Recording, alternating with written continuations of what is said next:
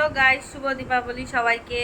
তো আজকে তো যেহেতু দীপাবলিতে বাজি না ফাটালে হয়, উপরে ছাদে সবাই বাজি ফাটাচ্ছে। আমি এতক্ষণ ছাদে ছিলাম, এখন নিচে আসলাম। এতক্ষণ ছোটো ছেলের কাছে ওর পাপা ছিল, এখন ও উপরে গেছে। এখন আমি নিচে এসেছি, যেহেতু ছেলে মানে ঘরে আছে। তো তোমরা ভিডিওটা স্কিপ না করে ফুল ভিডিওটা দেখতে থাকো, যে আমরা এই রাতে কি করি দীপাবলির রাতে। তোমরা দেখো। এখন আমি যাব ছোট ছেলেকে নিয়ে ছাদে, যেহেতু বাচ্চা মানুষ ছাদে যাওয়া যাবে না, যেহেতু আজকে অমাবস্যা। ঠিক আছে, তো আমি যাচ্ছি, তবু যাচ্ছি আমি, মানে সিঁড়ি থেকে আমরা দেখবো, পুরো ছাদে যাব না।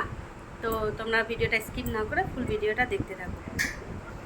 তো এই দেখো, আমাদের সোনাকে আমি কলে নিয়েছি। এখন আমরা যাব বাজি ফাটাতে দেখতে।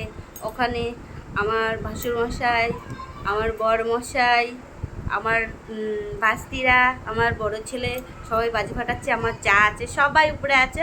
তো ছোট বাচ্চা আজকে তো একা ছাড়া যায় না, তো আমি নিচে আসলাম। ওর পাপা এতক্ষণ ওর কাছে ছিল। তো এখন আমরা যাব।